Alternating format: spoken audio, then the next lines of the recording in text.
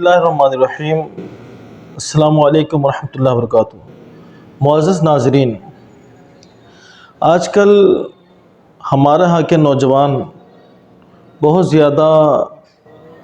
مائل ہو رہے ہیں ان لوگوں کی طرف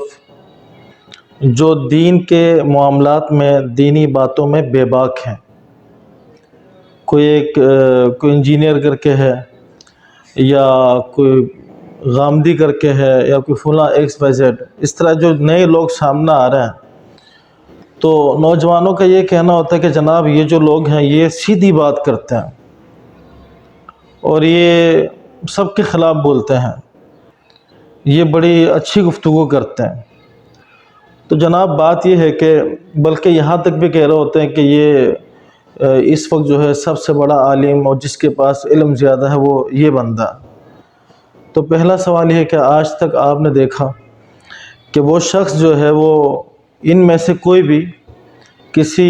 پڑھے لکھے شخص یعنی کوئی کسی عالم دین کے ساتھ ان میں سے کوئی بیٹھا ہو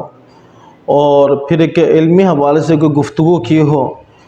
اور پھر یہ لوگ جناب گفتگو کر کے علماء کو انہوں نے زیر کر دیا ہو اور خود اوپر آ گئے ہوں؟ ایسی کوئی بات نہیں ہے۔ اردو کی کتابیں پڑھنا یا پھر خارجی مطالعے کے ذریعے سے اور پھر اس میں اپنی عقل کو دوڑا کر کہ اپنی عقل سے فیصلہ کر کے بے باکانہ گفتگو کرنا انبیاء کے بارے میں، صحابہ کے بارے میں، اور نعوذ باللہ یہ بھی کہہ دینا کہ میں اگر اس دور میں ہوتا تو میں فلاں کے اوپر جناب گردن پر تلوار رکھ دیتا، یا اس قسم کی باتیں، یا کسی عالم کے خلاف جس طرح کی چاہے بندہ زبان استعمال کرے۔ تو میں یہ سوال کرنا چاہتا ہوں آج کے نوجوانوں سے کہ کیا یہ مہذب گفتگو ہے یا مہذب طریقہ ہے؟ یہ تو نارمل معاشرے کے اندر بھی اس بات کو پسند نہیں کیا جاتا کہ بندہ کسی کے خلاف بھی غیر مہذب گفتگو کرے اور گالم گلوچ سے بات کرے یا اپنی عقل دوڑانا شروع کر دے، دلیل سے بات نہ کرے۔ یہ تو عام معاشرے کے اندر بھی پسند نہیں کیا جاتا۔ اب میں جو اصل بات آپ کو بتانا چاہ رہا ہوں وہ یہ ہے کہ علماء جو ہوتے ہیں نا، علماء بڑے محتاط گفتگو کرتے ہیں، وہ حدود و قیود کا لحاظ کر کے بات کرتے ہیں، ڈائریکٹ کوئی فیصلہ نہیں کرتے۔ یہ اکابرین کا پرانا ایک طریقہ کار ہے۔ ہاں، جمہور کا ایک فتویٰ ہوتا ہے وہ علماء سامنے لے کر آتے ہیں، ورنہ یہ نہیں ہوتا کہ فلاں دو صحابہ میں اختلاف ہوا تو پھر اپنی عقل کے ذریعے سے کسی کے خلاف بھی جو چاہے بول دیا۔ نہیں، اگرچہ عقل کسی صحابی کے کام کو پسند نہ بھی کرے تو عالم یہاں پر کیا کرے گا؟ عالم یہاں پر اپنی عقل سے کام نہیں لے گا بلکہ اللہ رسول کے کلام سے کام لے گا۔ وہ پھر حضور پاک علیہ السلام کی احادیث کو دیکھے گا کہ آقا کریم علیہ السلام نے اپنے پیارے صحابہ سے متعلق کیا ارشاد فرمایا۔ آقا کریم علیہ السلام نے صحابہ سے متعلق جو فرمایا وہ یہ ہے کہ میرے صحابہ کے ساتھ بھلائی کے ساتھ پیش آنا، انہیں اچھے طریقے سے یاد کرنا، انہیں برا بھلا نہ کہنا۔ تو یہ عالم دین پھر اپنی عقل نہیں دوڑائے گا، وہ رسول کریم علیہ السلام کی احادیث کا سہارا لے گا اور اللہ کے قرآن کا سہارا لے گا، اور محتاط طریقے سے اس طریقے سے گفتگو کرے گا کہ جس میں کسی بھی صحابی کے حوالے سے کوئی ایسا جملہ زبان سے نہ نکلے جو ان کی شان کے خلاف ہو۔ تو یہ علماء کی شان ہوتی ہے۔ علماء کبھی بھی اس قسم کی بے باکانہ گفتگو نہیں کرتے، وہ دائرہ کار میں رہ کر گفتگو کرتے ہیں۔ تو میرا خیال ہے میری بات آپ سمجھ گئے ہوں گے کہ یہ جو لوگ نئے لوگ میدان میں آ رہے ہیں اور ان کا واحد مقصد بھی ہے۔ میں آپ کو ایک حدیث کا ایک مفہوم بتاتا ہوں کہ آقا کریم علیہ السلام نے قیامت سے پہلے 6 بڑی نشانیوں کا ذکر فرمایا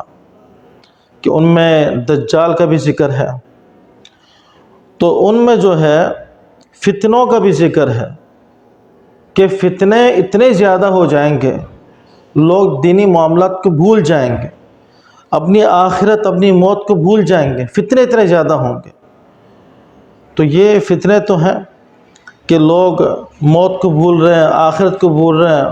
اور صرف اپنی ذات اپنی خواہش کے مطابق ہی فیصلہ کر رہے ہیں، اور دل نے جس کو چاہا کہ جناب یہ بندہ اچھا ہے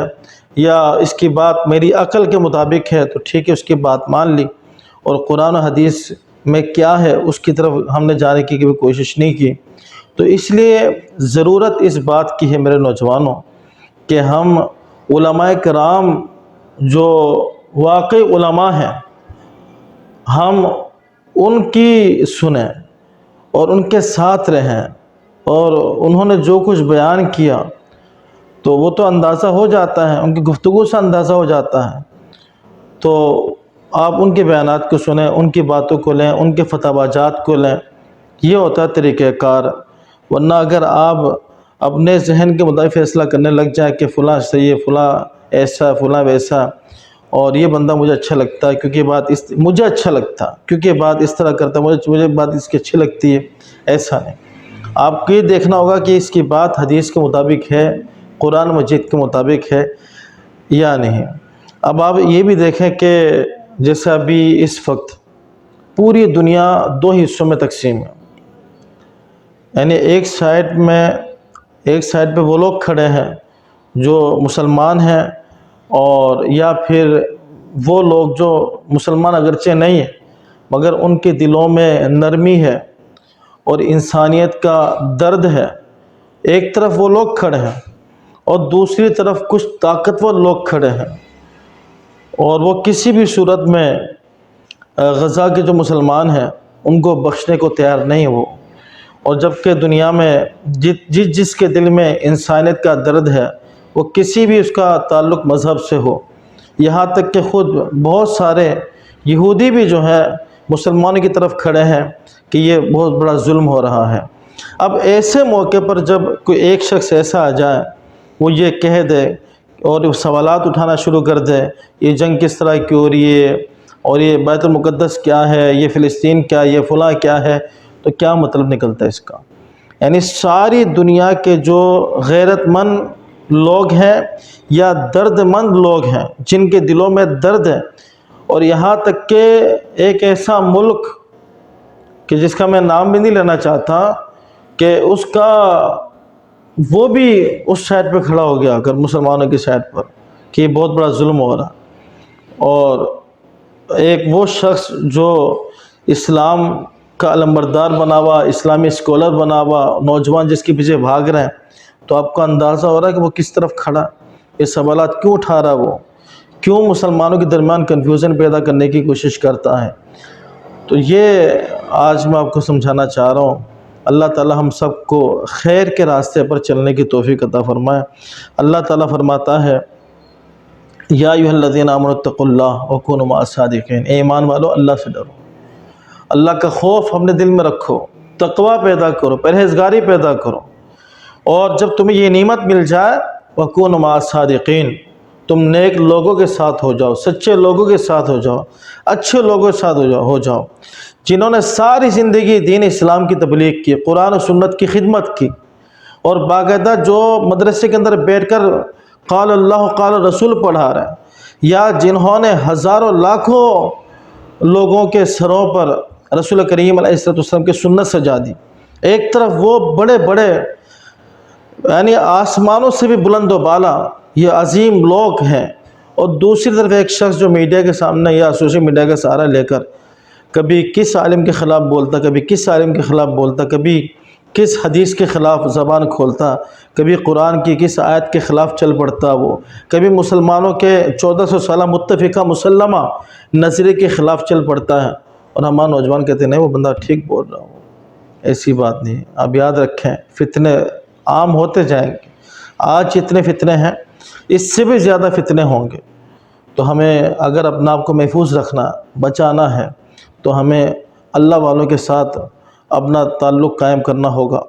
اور ان کے ساتھ رہنا ہوگا۔ میں آپ کو یہاں یہ بات بھی بتا دوں کہ یہ مجھے بتائیں کہ جو لوگ دجال کو اچھا سمجھتے ہیں یا جو دجال کو اچھا کہیں گے، اس کے ساتھ وہ یعنی ہزاروں لوگ اس کے ساتھ لشکر کی صورت میں چلیں گے، تو کیا جو آج بھی دجال کے انتظار میں ہے اور یہ کہتے ہیں کہ وہ ہمارا مسیحا ہے اور وہ ہمارا نجات دہندہ ہے، تو مجھے بتائیں کیا ان کے پاس عقل نہیں ہے؟ ان کے پاس ذہن نہیں ہے؟ سب کچھ ان کے پاس ہے، بس ایک چیز نہیں ہے، ہدایت نہیں ہے۔ ہدایت ان کے پاس نہیں ہے کہ اللہ تعالیٰ نے، اگر آج ہم مسلمان ہیں نا تو اس میں ہمارا کوئی کمال نہیں ہے، یہ خالصتاً اللہ کا فضل ہے، اللہ کا کرم ہے، اللہ کی رحمت ہے کہ اللہ پاک نے ہمیں ایمان جیسی دولت سے نوازا ہے۔ اور دوسری طرف وہ لوگ، ان کے پاس پیسہ ہے، طاقت ہے، اور سائنس میں وہ ترقی کی بلندی پر ہے، بام عروج پر ہیں وہ لوگ، اور